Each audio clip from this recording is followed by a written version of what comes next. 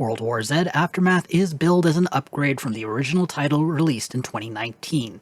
The same over-the-top third-person zombie co-op experience is back with upgraded visuals for the new generation of consoles, new content, and a revamped melee system, all while offering World War Z's original content.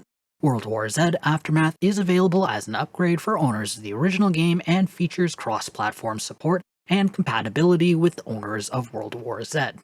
World War Z Aftermath offers 3 new chapters. The Paris and Rome chapters are brand new mini-stories. The final Kamchatka chapter is the thrilling conclusion to the Moscow and Tokyo chapters in the original game.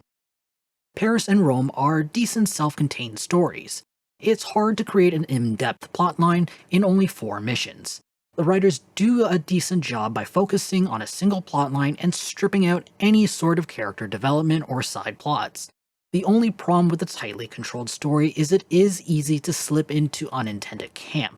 There are several times where the writer either uncomfortably edged to or passed through the border.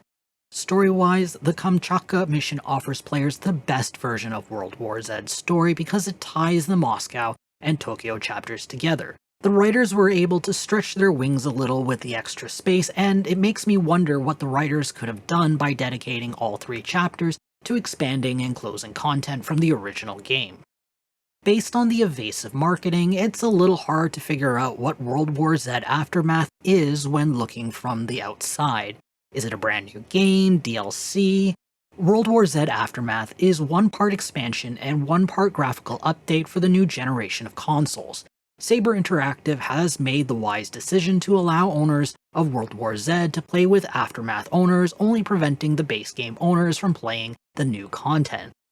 On the gameplay side, new guns, the Vanguard class, and a revamped melee system has been added. The combat mechanics has been improved, though the changes are mostly subtle. The Swarm engine is still impressive with its liquid-like hordes of zombies rushing the player. The new firearms are nice, but feel like small variations of the original weapons.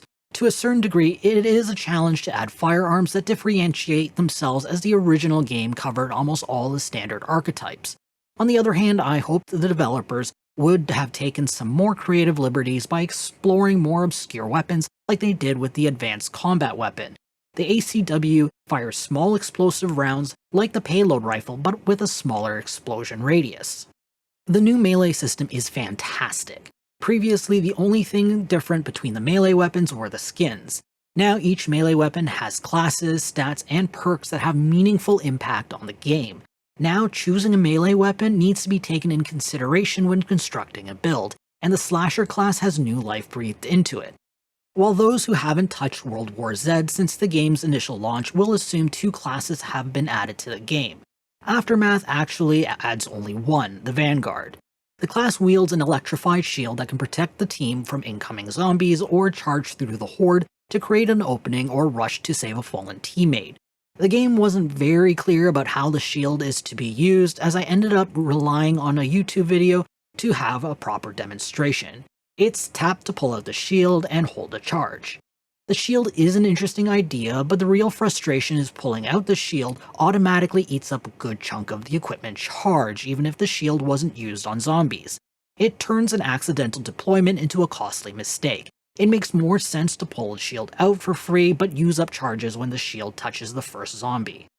The first-person camera is a new gimmicky addition to the game. The new camera should make the experience more tense. The execution is where the camera angle stalls. It is essentially a close zoom of the existing camera. There's no addition of iron sights or scopes, which makes the whole scheme feel half-baked. The new maps follow the same rhythm as the old ones. They are linear maps with defense segments littered throughout the map. The defense segments still represent the best of what World War Z has to offer. While players have more equipment at their disposal, there's an intense excitement when hundreds of zombies come pouring into the team's position. World War Z Aftermath is still a grind-heavy game. In fact, it just added more things to grind. The price to level up weapons and classes is still high, especially for players in the early game. The random spawns for equipment and enemies are still a touch too limited. Maps could benefit from more options that would encourage players to dig further into the side areas.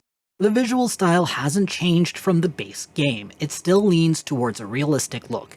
There are enough zombies to prevent the horde from feeling like a clone army, but players will definitely see the same handful several times over. World War Z Aftermath would benefit from having a few more models. The audio quality hasn't changed that much either. The sound effects are still solid, and the soundtrack really puts players in the right mood.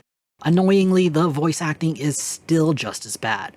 Most of the accent tends to be B-level quality, as many actors seem to be using the wrong accent. There are a lot of moments where a character will start with a passable accent before suddenly dropping into an obvious classical American accent for a few words. There was even the odd line or two where the actor clearly gave up on trying. World War Z Aftermath is a good expansion. The extra content and the revamped melee system bring some much needed variation to the game. It's still a grind-heavy game that could benefit from more variation between runs. The audio-visual presentation is decent, though the voice acting could use a lot of improvement. Aftermath makes the game stronger, with the addition of content patches released later in World War Z's lifetime and Aftermath. This is the World War Z game I wish was released back in 2019. I'm awarding the game 7.5 out of 10. If you have a suggestion on what game you want us to review or preview next, make sure to leave us a comment below. I hope to see you soon. This is Jamie from Capsule Computers signing off.